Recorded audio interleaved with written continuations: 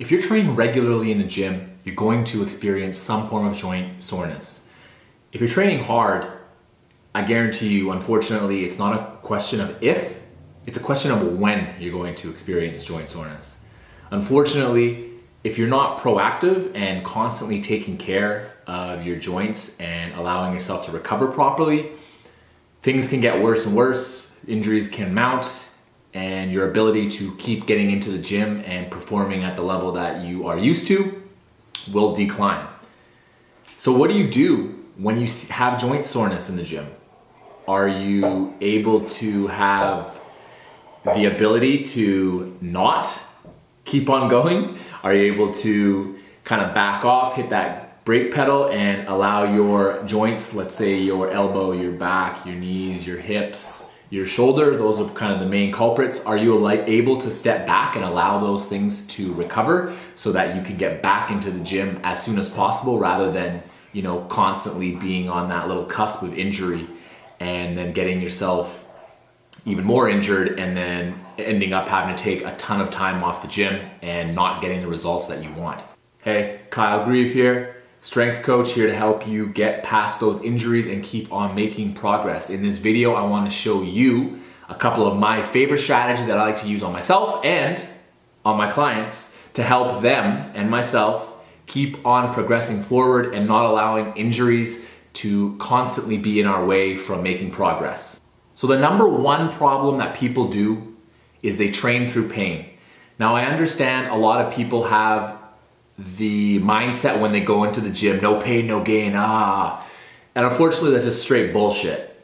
When you're going into the gym, of course, there is some level of discomfort that you're gonna go through if you wanna get amazing results, but joint pain is not something that you wanna mess around with. It's not something that, it's only a little bit here and a little bit there. No. If you have joint pain, you have joint pain, and you need to have a strategy to address it and to deal with it immediately, because if you don't, your ego takes over. You're like, it kind of just hurts a little bit. Let's try just one more set.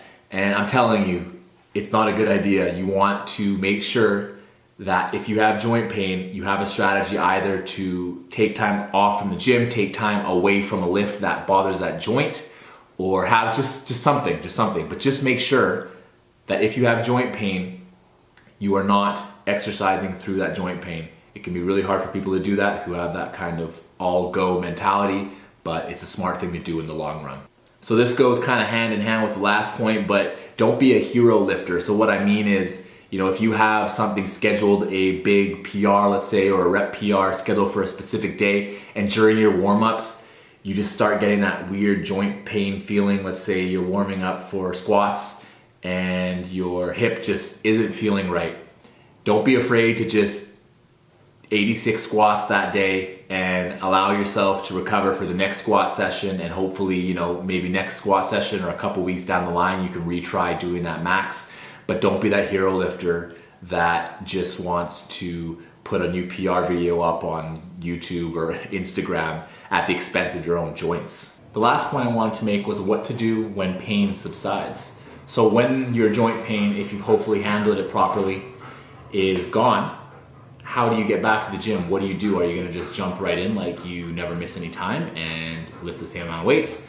I would highly recommend not doing that. Allow yourself a couple weeks to gradually increase your volume and intensity and then go up. So, maybe the first time you're just gonna do some light warm-ups and maybe some lighter weights where, if you use RPE, maybe RPE 7, that kind of thing, and then work your way back up to your regular numbers like RPE 8s or whatever you want.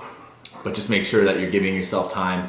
You're gonna be a little bit rusty probably on some of your lifts as well, so make sure that you're allowing yourself to practice, regroup the movement pattern, and get everything just back to the way it used to be.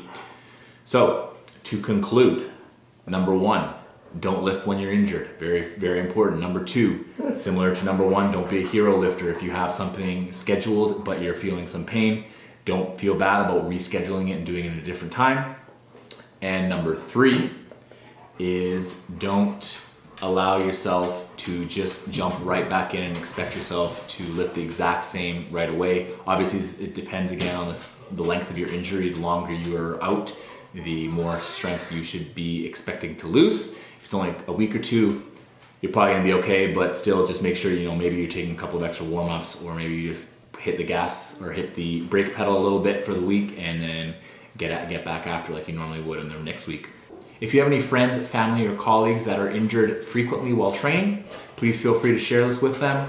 Hopefully it'll help them out. If you go through the same issues, then excellent. Hopefully you learn something. If you liked this video, please hit that like button. It really helps me out. It takes 2 seconds, appreciate it. And if you enjoy these types of videos, please subscribe to me, as I got a lot more coming your way. Thank you very much. Peace.